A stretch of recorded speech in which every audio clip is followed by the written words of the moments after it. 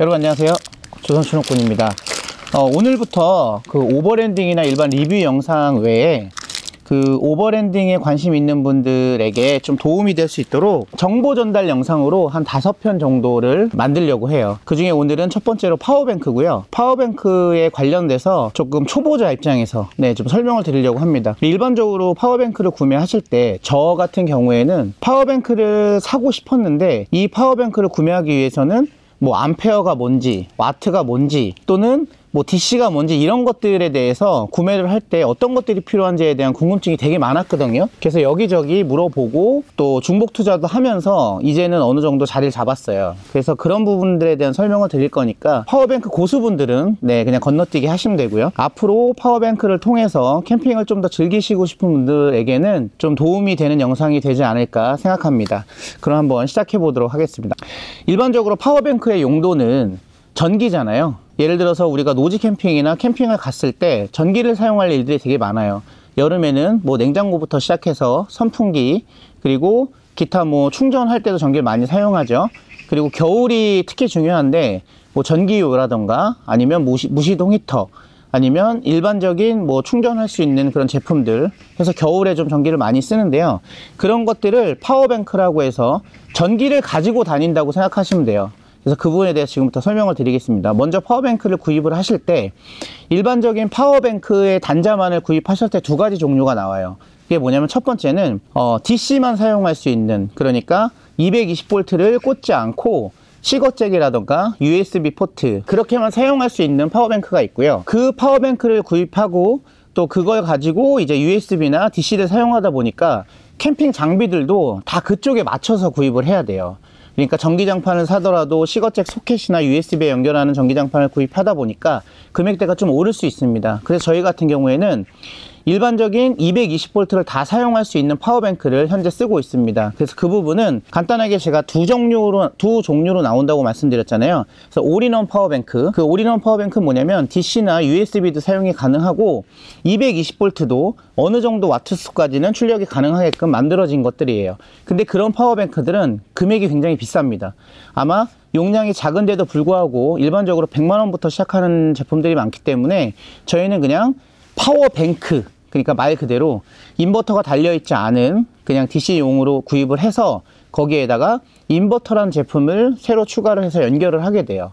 그러니까 그런 부분들을 지금부터 올인원을 제외하고 설명을 드릴게요. 자, 올인원을 구입하시는 분들은 대부분 뭐 기타 여러 제품들이 많잖아요.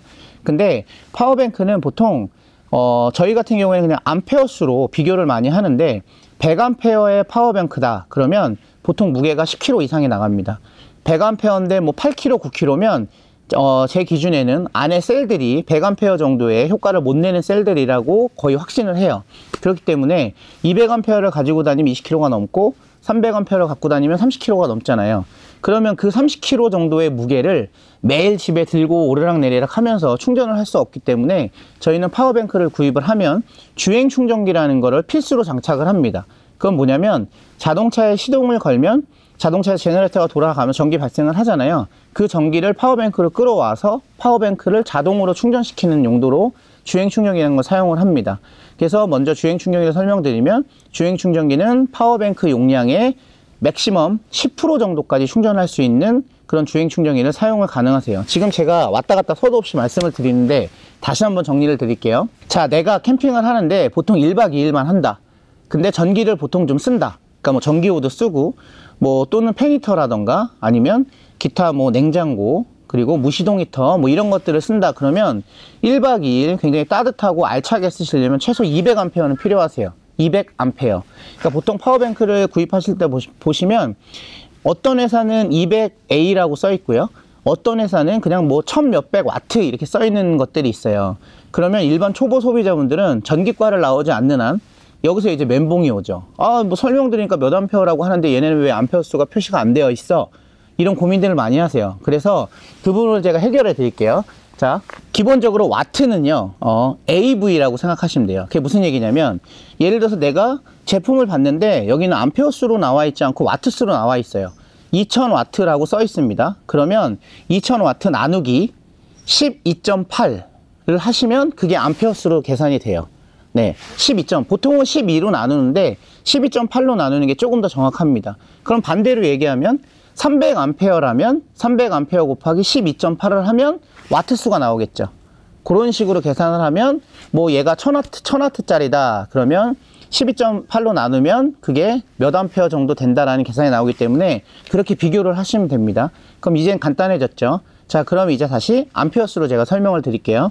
자, 암페어수로 파워뱅크를 구매할 때 1박 2일 전기를 사용하는 기준으로는 제가 볼 때는 100A는 좀 약합니다. 특히 겨울에는 100A를 쓰시면 새벽에 좀 문제가 될 수 있어요. 전기를 다 소모해버리면. 왜냐면 일반적인 파워뱅크들이 100% 완충 시 20% 이하로 떨어지면 자체적으로 전원을 끄는 제품들이 많기 때문에 그런 것까지 감안을 하신다면 200A 이상을 구입하시는 게 맞고요. 그리고 저희처럼 오버랜딩을 뭐 2박 3일 또는 3박 4일로 다니시는 분들은 300A 또는 400A를 구입하시는 게 좋습니다. 그럼 이제 파워뱅크는 와트던 암페어던 어떤 정도의 제품을 사용을 해야 내 기준에 잘 맞는지의 용량을 이제 어느 정도 이해를 하셨을 거예요.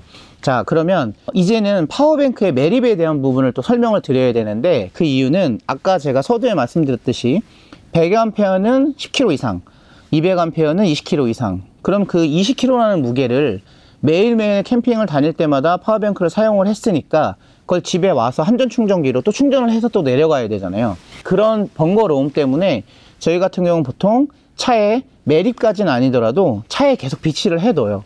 트렁크가 됐던, 아니면 저처럼 픽업 트럭이면 베드가 됐던, 아니면 뒷자리가 됐던, 이렇게 파워뱅크를 두고 다니는데 그때마다 이제 충전을 해야 되기 때문에 들고 다닐 수 없잖아요. 그래서 주행 충전기라는 걸 사용을 합니다.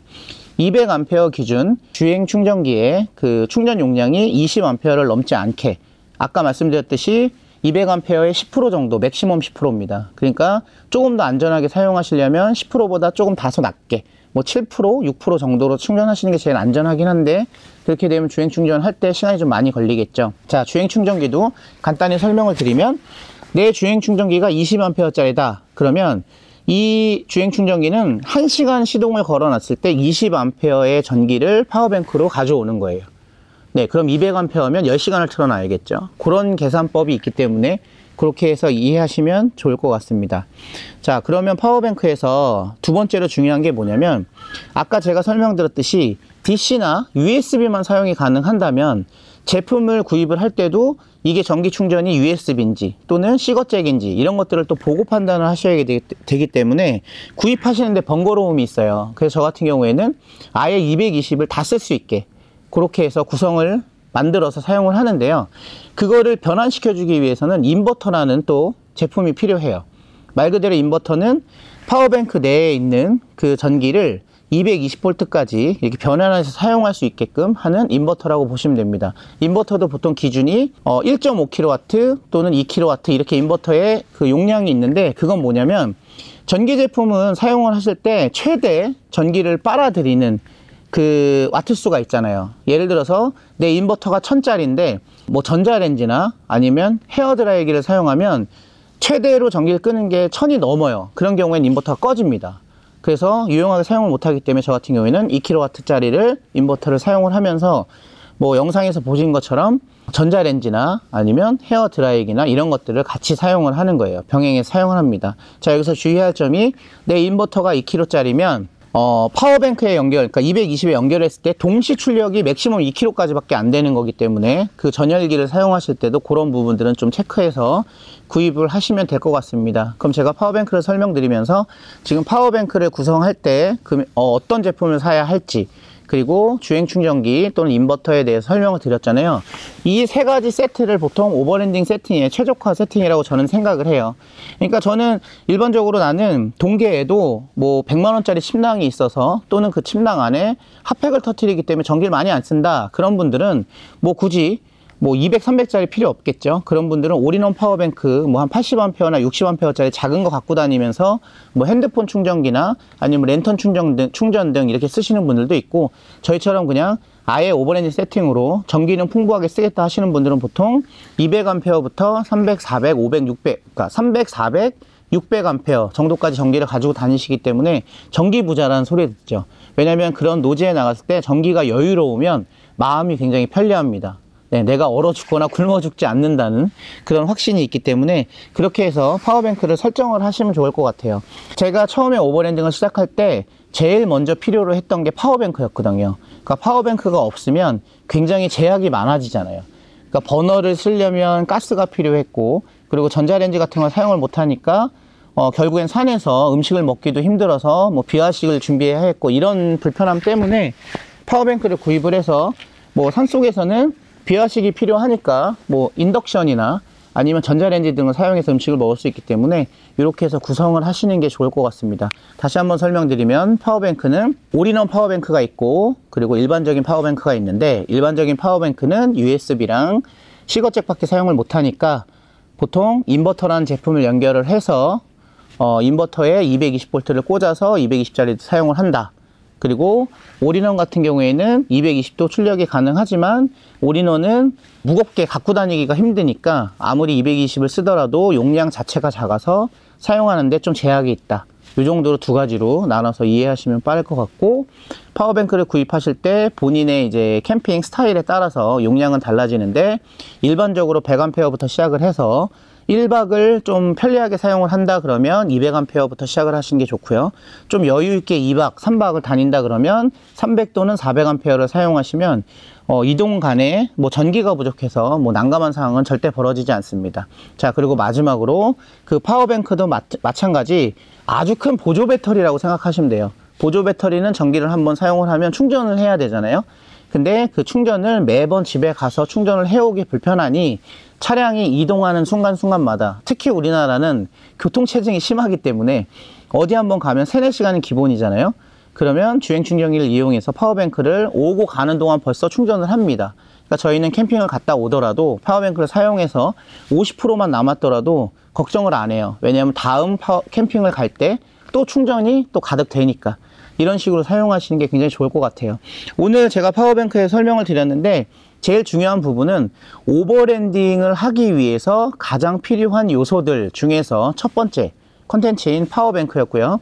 자, 파워뱅크를 마지막으로 구입하시는 요령도 설명을 드리면요, 저 같은 경우에는 국산이 아닌 중국산 제품을 사용하고 있습니다. 말 그대로 중국산 제품이지만 국내에서 AS가 되고 있고요. 그리고 국산에 비해서 약 1.5배 가격이 낮아요. 네, 제가 지금 400A를 쓰고 있는데 파워뱅크 하나 기준으로 105만원 정도라고 생각하시면 될 것 같습니다. 그러니까 이 정도만 들으시면 국내 400A짜리랑 비교했을 때 금액적인 메리트가 있다는 건 뭐 아실 것 같고요. 뭐 인버터라든가 주행 충전기도 마찬가지 구입이 다 가능하고, 중국산이지만 국내에서 AS가 되고 또 KC 인증까지 받은 제품이라고 하니까 저희 크루들 또는 저희 조선중국 카페 회원분들도 다 그 제품을 사용합니다. 제가 일부러 광고가 아니기 때문에 어느 제품이라고 말씀은 안 드렸는데요, 그런 것들도 있다라는 걸 참고하시고요. 혹시라도 그런 제품이 궁금하신 분들은 네이버 카페 조선주눅군에서 문의하시면 아마 자세하게 설명드릴 것 같습니다. 네, 그렇게 하시면 될 것 같고, 다음 컨텐츠로는 이제 무시동 히터를 먼저 할 거예요.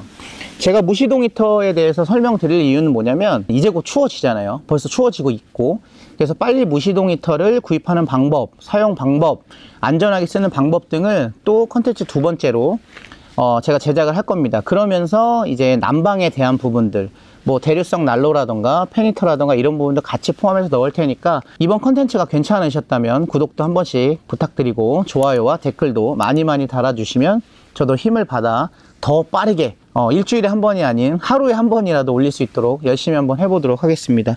오늘 시청해주셔서 너무 감사드리고요.